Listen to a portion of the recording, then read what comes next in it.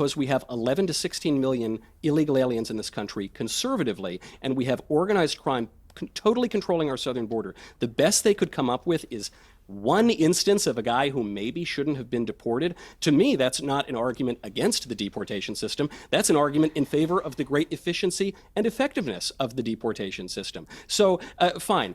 Tim Miller is going to lose sleep at night because possibly one person who shouldn't have been deported was. I'm more likely to lose sleep at night because of the Laken Rileys of the world, because of the Jocelyn Nungarys, because of all the Americans who have been subjected to horrific crimes because Democrats have not only neglected, but in fact rolled out the red carpet for criminal cartels, murderers and rapists, to run roughshod over our country for decades. And I think that's where most Americans are too. Okay. Michael Knowles completely owns these two libby-tards over here on the Piers Morgan Uncensored. Newsboy Cat Brian over here and this young reporter over here try to be all libby, tardy as usual.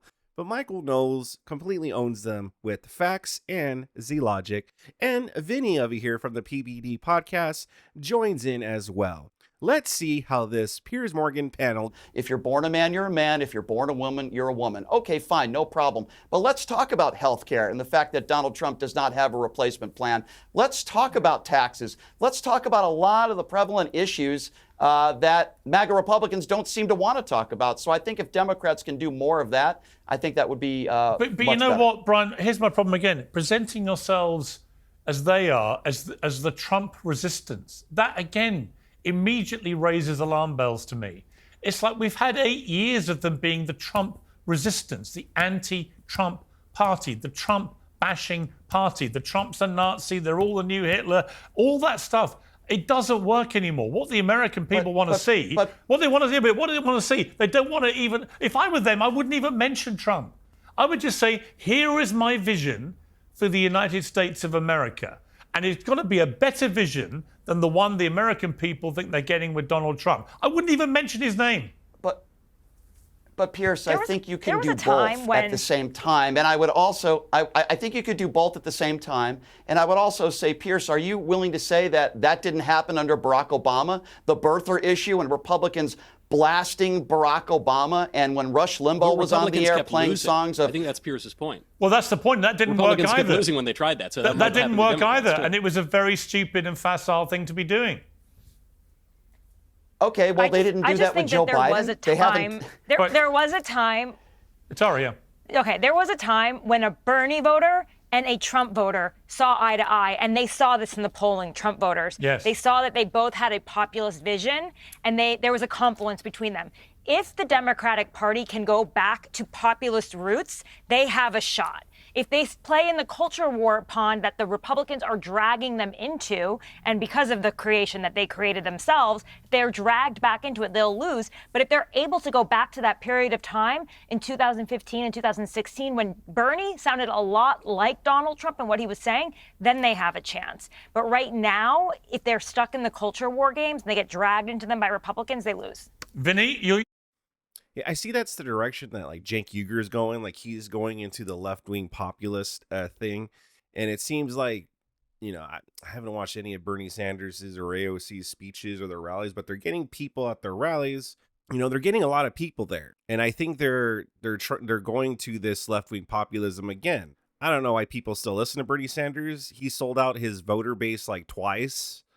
He's not a good leader. And then, yeah, AOC is an idiot. And they're pushing all this extreme socialism again. I think it's important for us, too, to refute this extreme. We have to go back to refuting the extreme socialism stuff again. Because where Donald Trump wants for us to pay less taxes and for us to put less money into useless stuff, Bernie Sanders and AOC and those type of people, they just want to give money. They just want the government to take care of us pretty much. And that's the messaging that we got to focus on. Gone from being calm, placid, Vinny, to a simmering volcano. I'm just not quite sure why. So off you go. Well, Piers, you nailed it. They have no message. They have no platform, and they won't change course. It's just Donald Trump this, Donald Trump that. And I know we're going to get into Rosie, Donald leaving in a while. It just Trump derangement syndrome. It's like, give me your plan. Give me the vision. Okay, Donald Trump talk the talk and he's walking the walk. And I get it, the economy, everything, we're going to adjust. Everything is adjusting period right now, Piers. But look at what they're doing. Look, like if Bernie Sanders and AOC are the future, where are all these prominent Democrats with voices? You think Jasmine Crockett? And listen, I don't care how many podcasts Gavin Newsom does. That's your future. I wouldn't even give him the platform. If I was Charlie Kirk and them, why make him look good in the light? Look what he's done with California. Look at his resume. Okay, I'm very curious, as I know you are, Piers. Where are the Democrats that are going to change the party, that have a vision, that aren't going to keep going, Donald Trump, Donald Trump, Donald Trump? Enough of that crap. Sell us on what you're going to make America different than what Trump. What are you going to change that's going to make the country better than what it is right now? And Please, also, I'm waiting. Yeah, and Michael, I mean, in a way, Rosie O'Donnell, who Vinny mentioned there, in a way, what she has done is a perfect illustration, I think, of part of the problem the Democrats have, and liberals generally with Trump. She's left the country. I mean, to be honest, fair play to her. She's one of the first liberal celebrities I've known who, having threatened to do it, actually did leave the country. Most of them, like Chelsea Handler, they just pretend they never said it. So she's gone to Ireland. I have to say, as someone who's Irish myself, what did they do to deserve this? But they've got her. And she goes on the big late night show, the Patrick Kilty Late Late Show. I think we've got a clip, have we, of Rosie O'Donnell? Let's take a listen to Rosie O'Donnell here. I question why the first time in American history a president has won every swing state and is also best friends, and his largest donor was a man who owns and runs the internet. I played that in the monologue, obviously, and I'm playing it again, Michael, because it's really worth thinking about what she's saying there. This is the liberal arm of America that has been ranting for 4 years, with good reason, in my opinion, that Donald Trump has refused to accept the result of the 2020 election, and that he's an election denier, he's a democracy slayer, all these kind of things.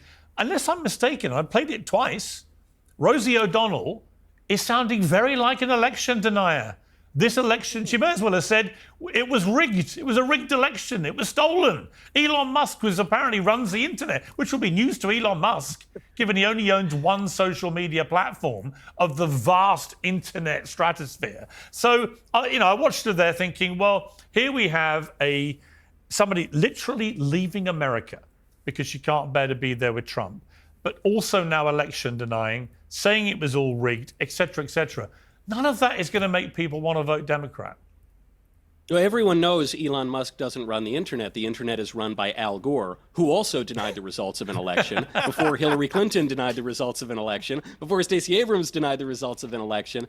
So Rosie O'Donnell's argument here is pretty weak. Also, she's just wrong on the facts. She says no president in American history has ever won all the swing states. Ronald Reagan won 49 states in 1984, and he might have won 50. There were some shenanigans in Michigan. So she doesn't know what she's talking about, and that's fine. Plenty of left-wing celebrities have no idea what they're talking about. But the political problem for the Democrats now is that this is the best they've got. At least in 2020, whatever you think about that election, the Democrats did change all the voting rules right before the election. And in some cases, they contradicted state constitutions, like in Pennsylvania with widespread mail-in ballots. And they moved the ballot drop boxes away from county clerk offices. And at least you can understand why people were a little bit curious. This time around, though, no one's really seriously questioning that. So the best the Democrats have is that the rocket ship electric car man somehow zapped his laser from outer space to win Pennsylvania for Trump. Weak stuff, does not bode well for the midterms, does not bode well for 28 for Democrats. Brian, there's a lot of head shaking going on, Brian. He had 200. Well, I'll come to you in a sec, Tara. Yeah, I can't ignore the head shaking coming out of Brian. Well, it's ridiculous. First of all, Hillary Clinton conceded the next day, Michael. The guy that you voted for is the only president in American history that hasn't conceded an election. Excuse me, I'm not done yet. Al Gore went through and exhausted all of his legal...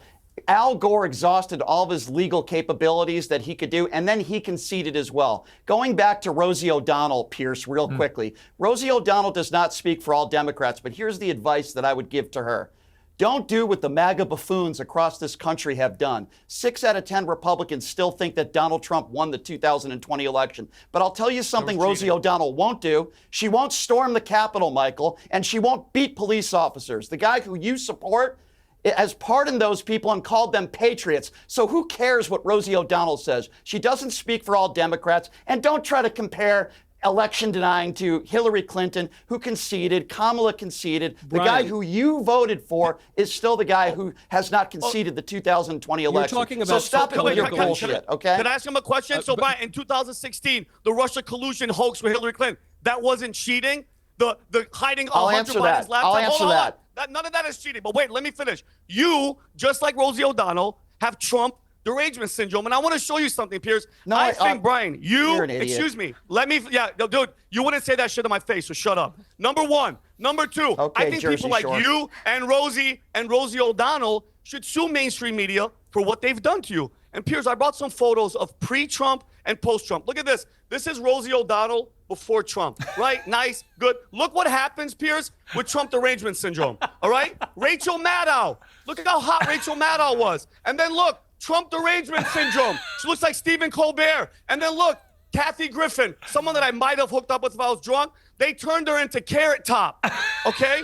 That's what it does to you people, okay? You guys have lost your freaking mind. Oh, excuse me, I'm not finished. And Piers, in that interview, she's like, I can't believe they're, sexual assault, because when Conor McGregor came there, she supported Bill Clinton. How many sexual assault rape allegations? Biden the same thing. Biden sniffing kids live on camera all the time. His freaking daughter writes in her diary that her father showered with her at inappropriate ages. She left to freaking Ireland. Do you know what's happening in Ireland, Rosie? Freedom of speech, migration, all the freaking rise in crime. It's unbelievable. And here's my thing, Piers. There's people waiting in line and fighting and dying to come to this country. She wants to leave. To hell with her. Let her give up her spot for somebody else. I have family members that are waiting to come here, Piers. Let them come in, and to hell with her. Yeah, Vinny's 100% correct. But I want to address some things that newsboy Cap, I forgot his name. They always bring up how Hillary Clinton conceded the next day. Yeah, but she spread the Russian propaganda. She spread the Russia hoax. She's gone on saying, she's been going on saying how it was rigged ever since then. So you mean to tell me if Trump were to have conceded, right? Let's say that night he would have conceded, but then January 6th would have still happened, and Donald Trump would have still been saying that there were shenanigans in the election. Would that be okay then? Would that make all that okay as long as he conceded? That's a question I would ask these people who try to just kind of use they kind of just brush off the Hillary Clinton Russia hoax. What do you guys think about this so far? Sound off in the comment section below. Smash that like button if you are enjoying this. Let's continue. Code Piers at brickhousenutrition.com/Piers. Okay. Period. Let me leave, stay out. All right. Brian, quick response, then Tara. Brian. Yeah, I just want to answer to what Jersey Shore just said real quickly here. First of all, the guy who you support is a liable. You should be a comedian. Excuse me, I'm talking now, and I didn't bring pictures with me. I didn't bring pictures with me, to show to everybody. Right. So if I can just respond to what you just said, you didn't want me to interrupt you. You didn't see me in public. Can I respond now without being interrupted? Yeah, go ahead. Give him 30 seconds. 30 seconds. So first of all, you want to talk about you want to talk about guys and Biden sniffing kids and sniffing children, and you want to make those type of correlations. The guy who you support is a liable sexual abuser who has 25 women that have accused him of rape or sexual assault. So spare me with your right-wing talking points and your stupid pictures that you brought to the Piers Morgan show. Nobody cares, Jersey Shore. Yeah, they do. All right, Tara. Jersey Shore is not working. Jersey Shore doesn't work. You're a hack. You suck. Look at your freaking hat. Can we all just You're wearing a hat. What does your hair look like under there? Can we Take all your hat off. disagree? All right, This guy's gentlemen. not serious. Let's have a time out. Tara? First of all, Piers, I have to be honest with you, I forgot the point I was going to make between all of that, but I just think we should all agree that most politicians are creepy, okay? Well, I do think it's quite interesting. The one point I would style. say, Tara, was the fact that Rosie O'Donnell made a big point of Trump being a supposed sex abuser and so on. I don't accept personally the whole Stormy Daniels thing as evidence of anything. I thought it was a ludicrous case, should never have been brought. Embarrassing for America, embarrassing for everyone involved. However, if you're going to get into the comparison game, Bill Clinton, who's a revered Democrat president. I mean, they all have a rap he had sex with an intern in the Oval Office, then lied to the American people about it. He also paid off Paula Jones nearly $1 million over harassment allegations. So let's not pretend that somehow the Democrats are this squeaky clean bastion of morality. The party of Ted Kennedy. And just before we get to Ted Kennedy. Yeah, but I mean, Joe Biden's daughter wrote that she used to shower with him when she was like a young teen. She wrote that herself. And you look at her and you look at Hunter Biden, they're both screwed up kids. There has to be something that went on there in that household to explain why they're so screwed up. This isn't just about paying off people that you may have cheated on your wife with or something like that. That's wrong, no doubt about it. But it's not the same as showering with your young teenage daughter. And also, too, Bill Clinton also has some grape claims as well. I believe Joe Biden also has some grape claims. So this isn't just about having affairs. And JFK, I mean, how far do you want to go back? Tara. Literally everyone you meet. I'm a reporter. I work in Washington. Presidents, they give you a hug for a little too long. They smell you. They're a little creepy politicians on both sides of the aisle. I can tell you stories, okay? How many presidents have sniffed you in a creepy way? If you don't mind me asking. Yeah, they're men with power and money, and they tend to try to use it in a way. Right. And they often abuse it. So I'm not to condone what they do. I'm just saying that neither side of the aisle is immune to this. I totally agree with you. But my problem is this, Piers. Why is it when it's the left? Like, hold on. Why don't they ever call out their own side? Why? That's why I'm curious. Is why don't they call out? Like you said with Bill Clinton, Biden has the same rap sheet on his. Because neither side ever calls out their own side. Okay. Okay. First of all, what I'm saying neither side ever calls out their own side. But who was that psychopath that went after Trump that he had to pay money because she told Anderson Cooper, I think rape is like it's a fantasy. Whatever that nutcase was, whatever. E. Jean Carroll, thanks, Mike. Like, nutcase. And show me one president. Because so that means she wasn't raped? At the end of the day, a jury decided that. So, like, okay, a jury decided that. Whether you agree with it or not, the jury just so happened to be in New York, and that was obviously, that worked in her favor. That's a jury of his peers in New York. And who am I to deny or to say that what she claimed happened did not happen, and how can you either?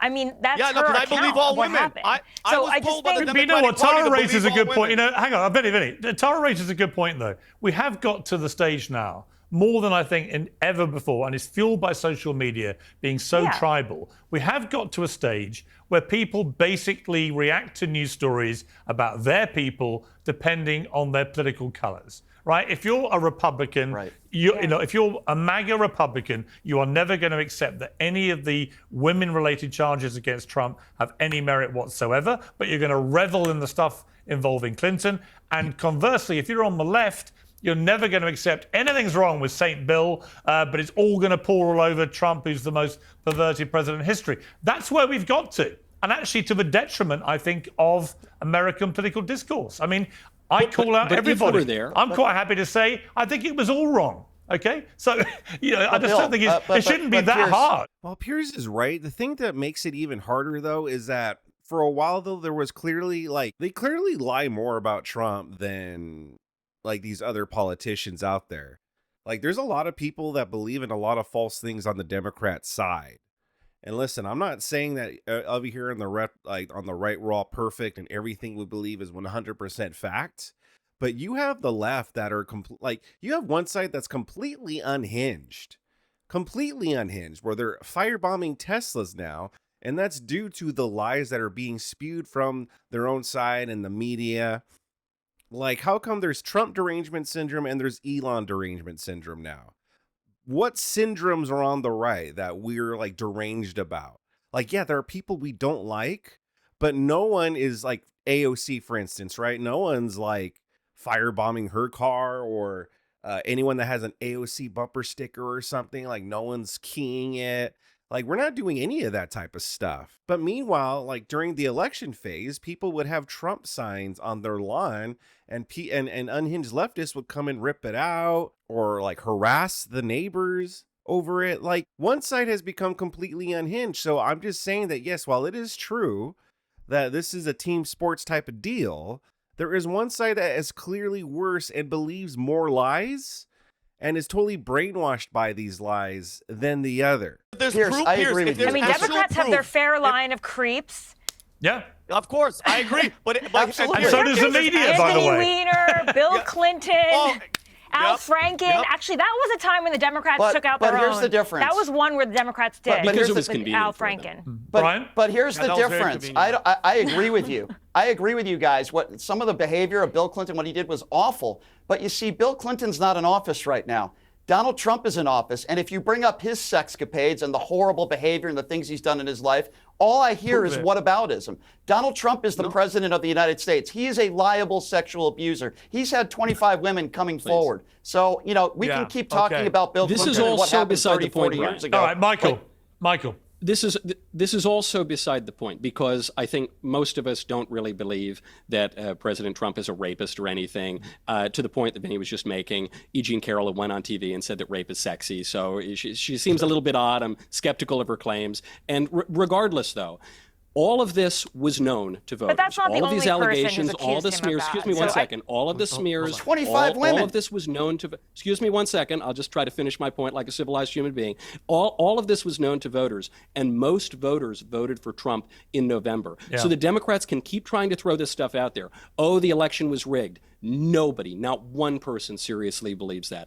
Oh, Donald Trump is going to gut Social Security. Nobody believes that. We know what Trump campaigned on. Oh, Trump is a monster who's a rapist, murderer, a serial killer. Nobody believes that. So the political question, if we're in this tribal moment, or maybe they believe it and they don't excuse care. me one second, the two of you. You have a very difficult time listening to a reasonable argument. If we are in this moment, I'm listening to you. What argument are the Democrats going to make to convince voters, most of whom voted against them in November? Well, the interesting argument. Okay, so let me throw an example of an interesting argument they could make, and it involves this whole issue of the Venezuelan criminal migrants that Trump has been throwing out of America. Now you've got a judge there who Trump calls radical left, but Tara, this judge has come out and tried to thwart this happening. Too late for quite a few of them to be deported, some back to Venezuela, some to those notorious El Salvador prisons. But it does seem to be pushing the very boundaries here of where the pillars of American democracy collide and who has the ultimate say. What do you make of this particular story? I think it's a great story not a great story, but it is an example. It's probably the most extreme example so far of the president truly getting into a war with the judiciary and pushing the bounds of a constitutional crisis. But I have to say the Republicans chose the right, the right legal battle, because this is so unpopular in the U.S., migration, and there are not a lot of people who want, Venezuelan gang members to stay in the country. So if you were going to get in a war with the courts, this is the case to go for. And truly, the thing is, the president has a military. He has actual ability to command forces. Courts don't. They have really very little power to enforce their rulings, right? And so the power of the courts is really held up by political opinion. So as long as the public is with the courts, they have the power. But in this case, I'm not sure that the public is necessarily with the courts. There are a lot of people obviously concerned about this constitutional clash, right? And the idea that the president thinks that he can overrule the courts. But they also probably side with him on the actual crux of the issue, which is removing gang members from the United States. Yeah, I think that's a really good point, Brian, because I think it is the fact that most Americans, when they're told, look, these are pretty bad criminal people, and we're chucking them back either to their country or El Salvador, they're probably not going to be too bothered about whether some judge has decided he doesn't think this is particularly due process. Well, a couple things here, Piers. First of all, they haven't shown direct evidence that these are all gang members. We've heard about tattoos, and we've also heard stories from family members that some of these people have no criminal records, and that one tattoo was a soccer ball, or he was a fan of a soccer team. Everyone is entitled to due process. I want bad people out of this country if they are gang members, just as much as anybody else on this panel. But the fact of the matter is that everybody deserves due process. And every single time a judge rules against Donald Trump is always the guy that attacks the judge personally, attacks the judge's family, for example. And I don't care how much money this judge's wife has donated to a particular party. That is academic to what we are talking about here. Donald Trump does not respect the rule of law. And this judge ruled on this and made an order on this when one of those planes was still grounded. They attack every judge they disagree with personally, and then when a judge rules in their favor, they're brilliant, they're great. He says the same thing about a judge that rules in his favor as he says about Vladimir Putin. Brilliant, smart guy. I mean, I'm just getting sick and tired of this. Brian, do you remember when the Dobbs decision was leaked, quite contrary to court tradition, and Chuck Schumer, the Democrat leader in the Senate, walked up to the Supreme Court and said, watch out, Justice Kavanaugh, watch out, Justice Gorsuch, you have unleashed the whirlwind. And then a leftist came from California to Washington, D.C. to try to murder Justice Kavanaugh. Could you please spare me the crocodile tears over attacks on judges? I'll respond to that. Unlike you, Michael, I don't use whataboutism, and I'm willing to go after both sides. I did. What? He absolutely does whataboutism. Every time, like, you, even in his last appearance, whenever you ask this dude something like, oh, what do you think about this? He'll always be like, well, yeah, and what about it? Oh, yeah, but blah, blah, blah. But what about when Trump did this? Like, he always resorts to whataboutism. So what an idiot. Full of crap. Agree with that then. Sounds like you're I going don't after agree the with that right. now. But you notice what Michael, hold on a second, I'm answering your question. You notice what Michael does? I bring up points of Donald Trump attacking a judge, attacking a judge's character, attacking the judge's wife, and Michael starts talking about Chuck Schumer. You see, because Michael is in his right-wing echo chamber bubble, and he can't. Well, why don't you criticize Trump for going after a judge's family then? Why do you have to bring up a Democrat and Chuck Schumer? I agree with you. Oh, I'm happy to answer that. Was wrong also. I'm happy to answer that. President Trump never said you've unleashed the whirlwind right before a left-wing assassin tried to murder Kavanaugh and potentially his whole family. President Trump pointed out that the judge's order was wrong, was ridiculous. We live in a country with a separation of powers and a balance between the various branches of government. We don't live in a country with judicial supremacy. President Trump was carrying out his rightful duties as president of the United States. To the point raised earlier, most people are on the side of President Trump here. We want to get the face tattooed Satan-worshiping gangsters out of our country. There's nothing wrong or illegal about that. And if the Democrats are going to fall in for Trump's traps like this, he's picking not 80-20 issues, but 95-5 issues here. For goodness sakes, he trolled Democrats into defending paper straws a couple of weeks ago. So if Democrats want to go all in on defending Venezuelan gangsters, but let me ask you, Michael. My guest, I can't wait for the midterm. But Michael, let me ask you a question. I want to play you a clip from Tim Miller, because one of the people that's been rounded up here is apparently a gay Venezuelan man who may not be a member of the gang at all. Tim Miller said this.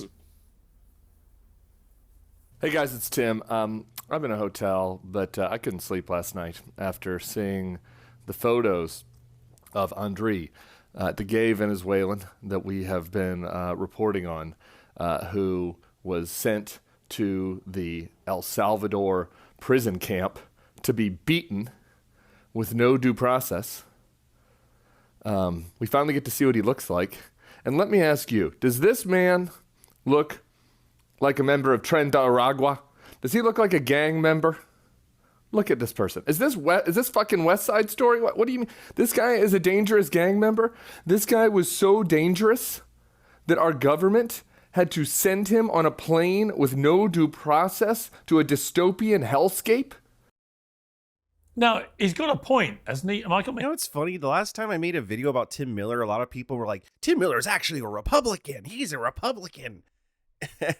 Because I didn't know much about Tim Miller. Everything that I've seen about Tim Miller up at that point, he stinks of a dirty, rotten leftist.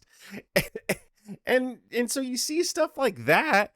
And is it any wonder, like, why I would think this dude? And by the way, I do think he's a leftist. I do think he's a lefty. I guess technically he's one of these never Trumper Republicans, but come on. I think he's pretty much just on the left at this point.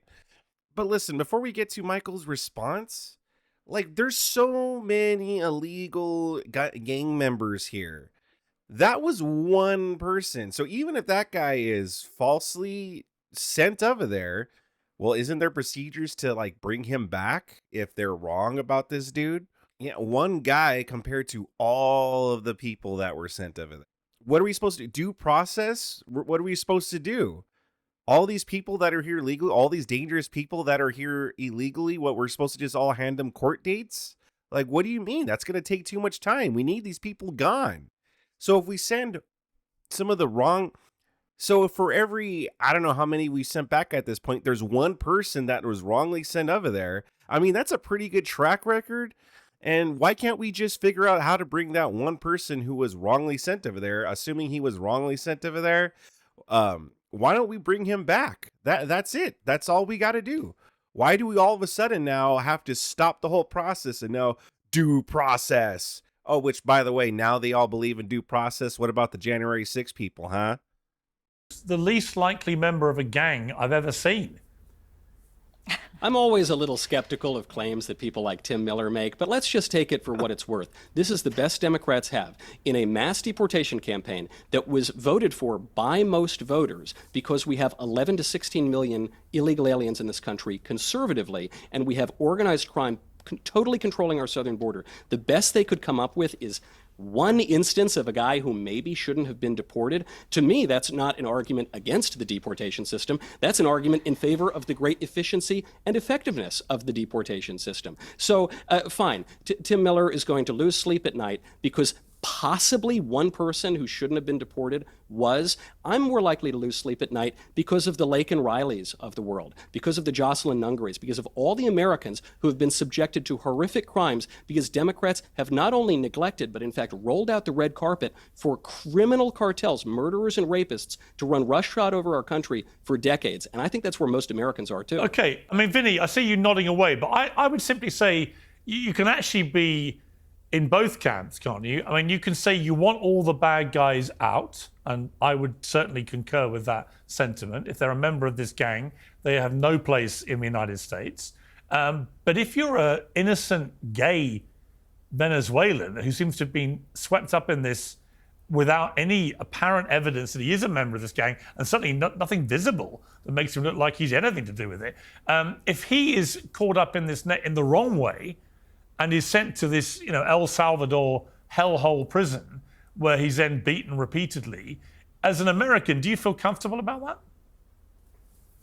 I mean, I obviously, Piers, don't feel comfortable about anybody innocent being prosecuted or deported or anything like that if they're innocent. We don't know the facts. It's just one guy with one case saying, you don't know just because he's gay. I'm from New York, Piers. I know gay gang members that are freaking two of them that have passed away from New York. Okay, so we're jumping to conclusions. We don't know. I'm pretty sure Thomas Holman and all them. And the beauty about the internet and X and his reporting, if he's innocent, trust me, Piers, they'll go and they'll grab him. But I know that Brian talking about the what if-ism. Where are we to this? How do we get to this point?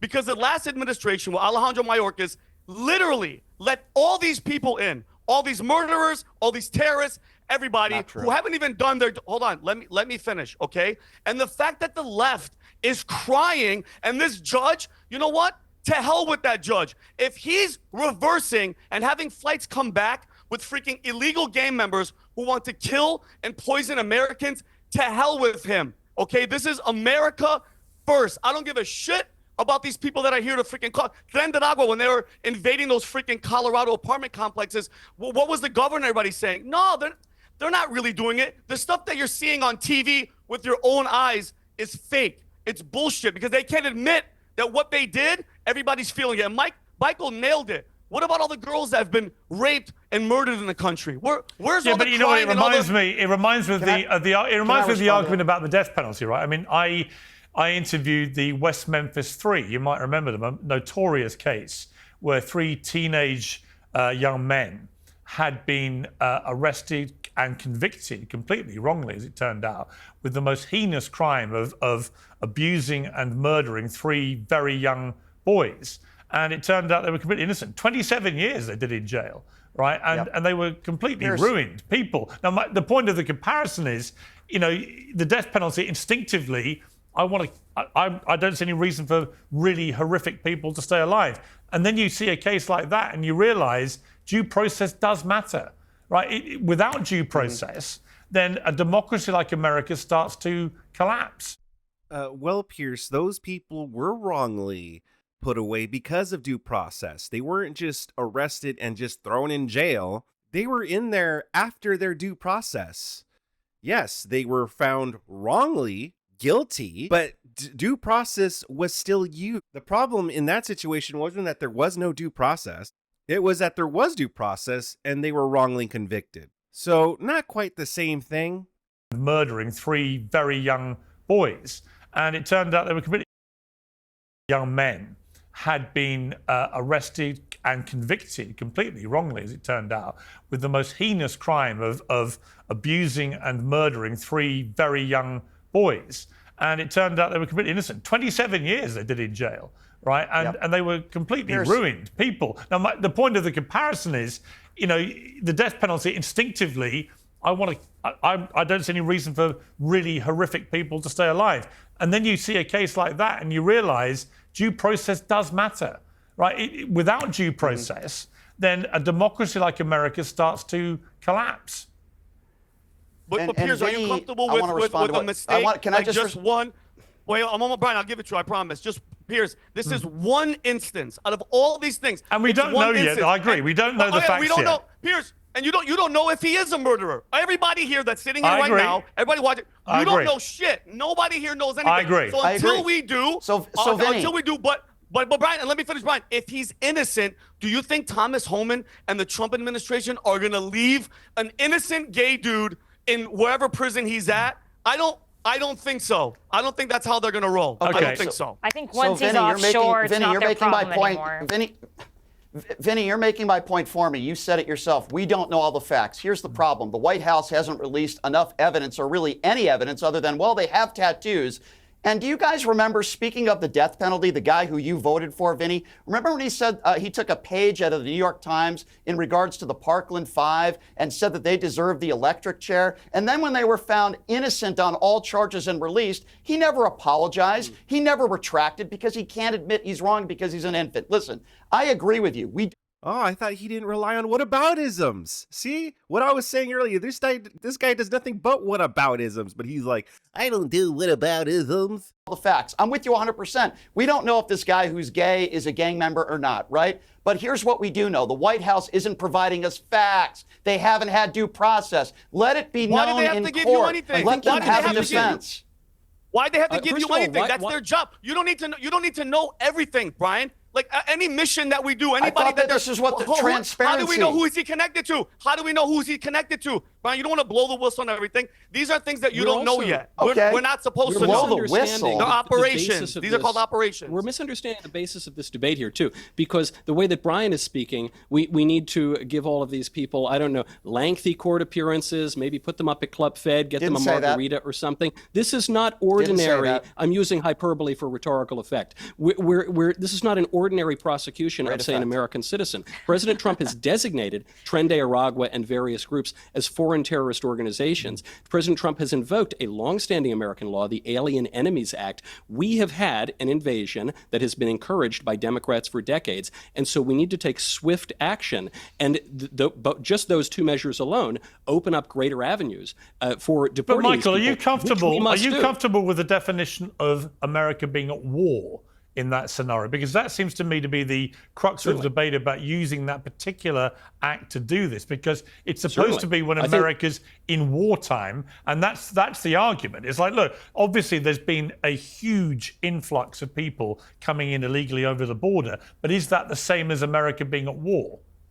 Certainly. This isn't just a random scattering of people who are crossing the border. What we're talking about here is an organized, extremely violent criminal element with total control over our border, working in concert, in some cases, with hostile foreign governments. What else would you call that but a war? You know, this is not just some economic migrant seeking a better life. So to talk about Tren de Aragua I just think or that if MS-13, this was truly a war, they gave up the front. There's no one even crossing into the border anymore if this was truly a war. I mean, literally, I have sources on the ground and at the border, and they say there are 0 crossings. The people who got in, and they're hiding. By the way, can we have a moment? Can we have a moment to just say? Can we have a moment to say that under Joe Biden, it's reported that up to 10 million people crossed that border illegally in 4 years, and you're saying, Tara, what many people are reporting now, that Trump has basically stopped it stone dead. I mean, that's an amazing achievement, isn't it? Right, exactly. Weird.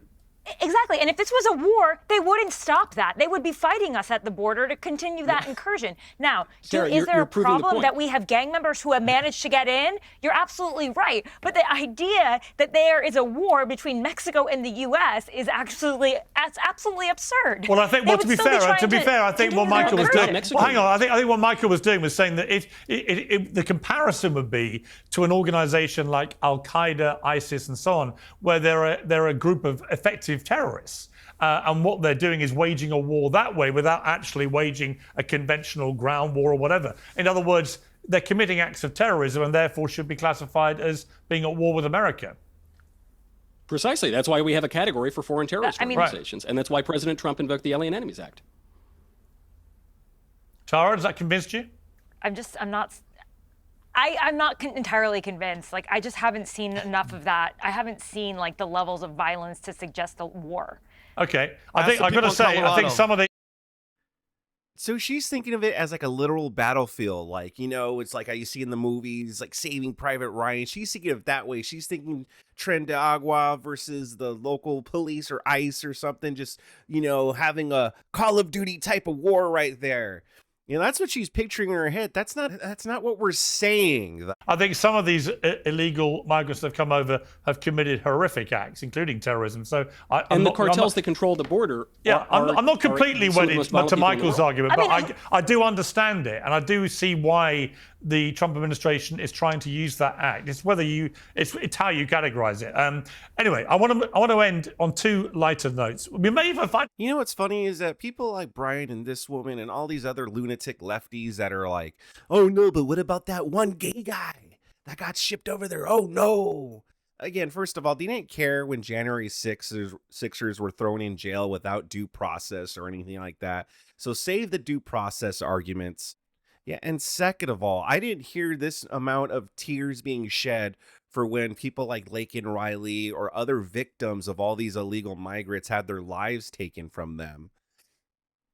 Or the fact that, yeah, it's 10 million border crossings when Joe Biden was president. I didn't hear any of tears shed for things of that nature.